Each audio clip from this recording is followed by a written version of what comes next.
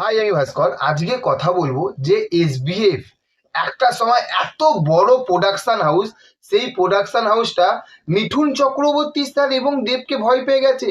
ভয় পেয়ে তারা নিজেদের লেজটাকে পুরো গুটিয়ে নিয়েছে। ভেবে দেখুন, এই বিষয়টাই নিয়ে আপনাদের সঙ্গে, এই টপিকটা নিয়ে আপনাদের সঙ্গে আমি আলোচনা করব।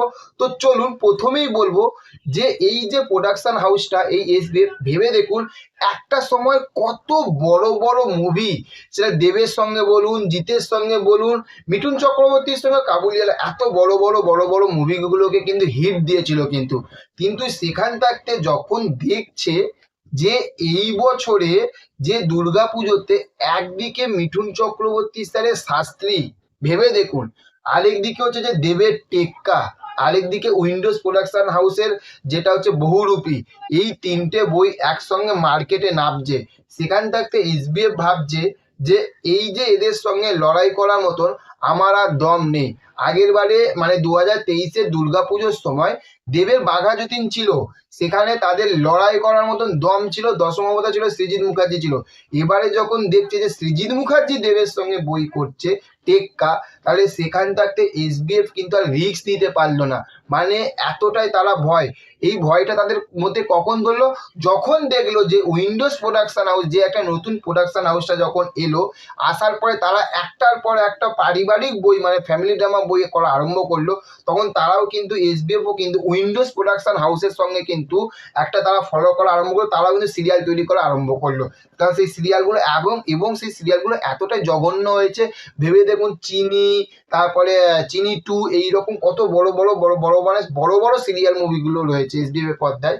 কিন্তু সেইখান থাকতে এই বছর শুনছি দুর্গাপুজোতে সেখান থাকতে এসবিএফ কি বই নিয়ে আসছে, একেন বাবু। ভাবুন, একেন দা একেন বা একেন বাবু, এই সিরিজগুলো খুবই ভালো, দুর্দান্ত। আমিও একেন বাবু দেখতে খুবই ভালোবাসি, আমারও একটা ভালোবাসার সিরিজ বা ভালোবাসার একটা বই। কিন্তু দুর্গাপুজোতে এইরকম যেখানে এত বড় বড় বাজেটের মুভি আছে, সেখানে মানা যায় যে এসবিএফ এর মতন প্রোডাকশন হাউস এইরকম বই নিয়ে আসবে? যদি অন্য কোনো প্রোডাকশন হাউসে ছোট বই নিয়ে আসতো মেনে নিতাম। এসবিএফ এত বড় একটা প্রোডাকশন হাউস, যারা আগের বছর দশমবতার নিয়ে এলো, তারা সেখান থেকে কি করছে, এইরকম বই নিয়ে আসছে। এসবিএফ এখন একটা দিকে ফোকাস, একদিকে হচ্ছে যে আমরা সিরিয়াল বানাবো সেখান থাকতে, এবং সেকেন্ড আর একটা দিকে তারা ফোকাস হয়ে গেছে যত হিন্দি সিনেমা আছে তারা ডিস্ট্রিবিউশন করবে। তো ভেবে দেখুন, বাংলা সিনেমা যে বড় বাজেটের যে বাংলা অ্যাকশন মুভি, মানে এই যে কমার্শিয়াল মুভি বানাতে হবে, সেখান থাকতে কিন্তু তাদের ফোকাসটাই উড়ে গেছে। তাদের মধ্যে সেই ফোকাসটাই নেই যে তারা এরকম করে এতটা মিঠুন চক্রবর্তী স্যার এবং দেবকে ভয় পেয়েছে।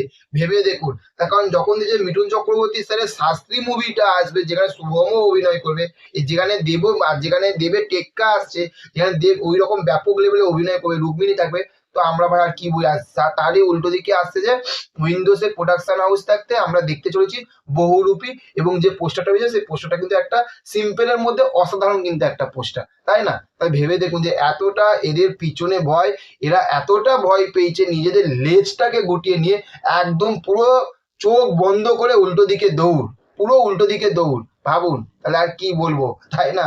তো চলুন, আজকের ভিডিওটা এই পর্যন্ত। চ্যানেলে যদি নতুন হয়ে থাকেন তার চ্যানেলটিকে অবশ্যই সাবস্ক্রাইব করে পাশে থাকবেন, আর পাশে থাকা যে বেল বোতামটা রয়েছে সেই বেল বোতামটা অবশ্যই টিপে দেবেন। তার কারণ হচ্ছে যে আমি যখন ভিডিওগুলো আপলোড করব, আপনাদের কাছে নোটিফিকেশনের মাধ্যমে আপনারা খুবই তাড়াতাড়ি এই ভিডিওগুলোকে দেখতে পারবেন। তো চলুন, ভিডিওটা ভালো লাগলে লাইক কমেন্ট শেয়ার করবেন, আর চ্যানেলে যদি নতুন হয়ে থাকেন তার চ্যানেলটিকে অবশ্যই সাবস্ক্রাইব করে দেবেন। Okay, thank you, have a nice day. দেখা হচ্ছে নেক্সট অন্য কোনো ভিডিওতে। Ta-ta, bye by.